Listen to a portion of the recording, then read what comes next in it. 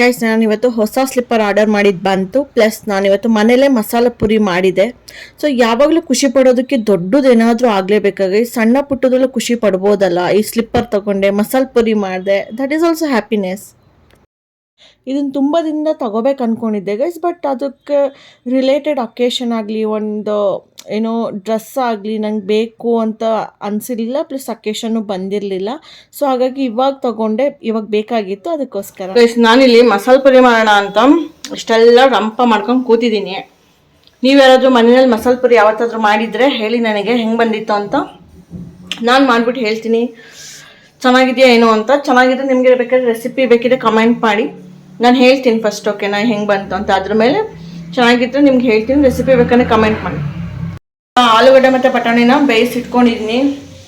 ಬಟಾಣಿ ತುಂಬ ಇಷ್ಟ ಆಗುತ್ತೆ. ಇವನ್ ಸಾಂಬಾರಿಗೆ ಹಾಕ್ತಾಗಲೂ ಅಷ್ಟೇ ಬಟಾಣಿ ಅಂದರೆ ತುಂಬ ಫೇವ್ರೇಟ್ ಅನಿಸುತ್ತೆ ಗೈಸ್.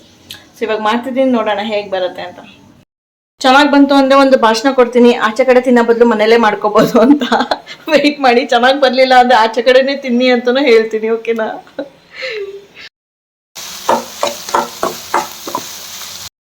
ಎಲ್ಲ ಐಟಮ್ಸ್ನ ರೆಡಿ ಮಾಡ್ಕೊಂಡಿರೋದನ್ನ ಒಂದು ಶಾಲೋ ಫ್ರೈ ಮಾಡ್ಕೊತಾ ಇದ್ದೀನಿ, ಜಾಸ್ತಿ ಆಯಿಲ್ ಹಾಕಿಲ್ಲ. ಸೊ ಇವಾಗ ಬಟಾಣಿ ಆಲೂಗಡ್ಡೆ ಬೇಯಕ್ಕಿಟ್ಟಿದ್ನಲ್ಲ, ಹೇಗಿದೆ ಅಂತ ನೋಡಿದೆ. ಪರವಾಗಿಲ್ಲ, ಚೆನ್ನಾಗಿ ಬೆಂದಿದೆ. ಇನ್ನೊಂದು ಸ್ವಲ್ಪ ಬೇಯಿಸ್ಬಿಟ್ರೆ ತುಂಬ ಕರ್ಗೋಗ್ಬಿಡುತ್ತೆ ನೀರೊಳಗಡೆ ಎಲ್ಲ. ಸೊ ಆ ಥರ ನನಗೆ ಇಷ್ಟ ಆಗೋದಿಲ್ಲ, ಬೇಡ ಆ ಥರ ಆ್ಯಕ್ಚುಲಿ ಮಸಾಲೆ ಪುರಿಗೆ. ಅದಕ್ಕೋಸ್ಕರ ಇದು ಪರ್ಫೆಕ್ಟಾಗಿ ಬಂದುಬಿಟ್ಟಿದೆ. ಖುಷಿ ಆಗ್ಬಿಡ್ತು ನೋಡಿದ ತಕ್ಷಣ, ಮತ್ತೆ ಇನ್ನೊಂದು ಸತಿ ಬೇಯಿಸೋದಿರೋದಿಲ್ಲ ಅಂತ.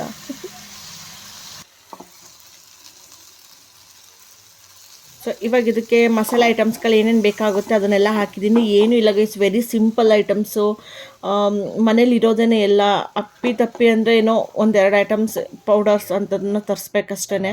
ಈ ಚಾಟ್ ಮಸಾಲ ಇಂಥದ್ದನ್ನ ಅಷ್ಟೇ. ಅದು ಬಿಟ್ಟರೆ ಈಸಿಯೆಸ್ಟ್ ವೇ. ಸುಮ್ಮನೆ ಹೋಗಿ ಅಲ್ಲಿ ದುಡ್ಡು ಕೊಟ್ಟು ತಿನ್ನೋದಕ್ಕಿಂತ ಈ ಥರ ಮಾಡ್ಕೊಬಿಟ್ರೆ ನೀವು ಇನ್ಯಾವತ್ತೂ ಹೋಗಿ ಆಚೆ ಕಡೆ ತಿನ್ನೋದಿಲ್ಲ ಗೈಸ್. Trust me.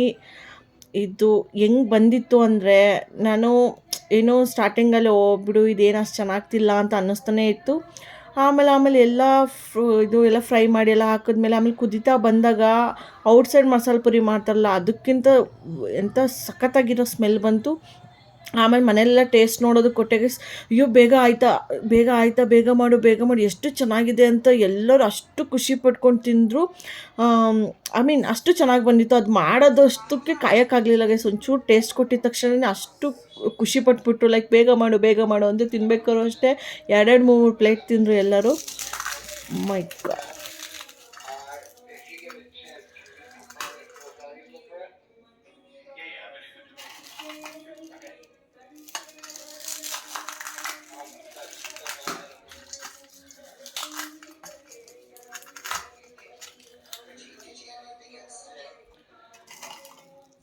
ಪೂರಿನ ಕೂಡ ನೀವು ಮನೆಯಲ್ಲೇ ಮಾಡ್ಬೋದು. ನಾನು ಪೂರಿನ ಔಟ್ಸೈಡಿಂದ ಅದೇ ಈ ಚಿಪ್ಸ್ ಪ್ಯಾಕ್ ಥರ ಬರುತ್ತಲ್ಲ, ಅದನ್ನೇ ಆಯಿಲ್ಗೆ ಹಾಕಬೇಕು, ಅದು ಪೂರಿ ಆಗುತ್ತೆ. ಸೊ ಅದನ್ನು ತರಿಸಿದ್ದೆ ಸದ್ಯಕ್ಕೆ. ಪೂರಿ ಮಾಡ್ಕೊಳ್ಳೋಷ್ಟು ಟೈಮ್ ಇಲ್ಲ, ಸ್ವಲ್ಪ ಬೇರೆ ಕೆಲಸಗಳು ಇತ್ತು. ಹಾಗಾಗಿ ಪೂರಿ ತರಿಸಿದ್ದು, ಅದನ್ನು ಆಯಿಲ್ಗೆ ಹಾಕ್ಬಿಟ್ಟು ಮಾಡಿದ್ದು. ಮನೆಯಲ್ಲೇ ಮಾಡಿಕೊಂಡ್ರೆ ಇನ್ನೂ ಚೆನ್ನಾಗಿರುತ್ತೆ ಪೂರಿಗಳು ಔಟ್ಸೈಡ್ಗಿಂತ. ಟೈಮ್ ಇಲ್ಲ ಅಂದರೆ ನೀವು ಔಟ್ಸೈಡಿಂದ ಕೂಡ ತರಿಸ್ಕೋಬೋದು.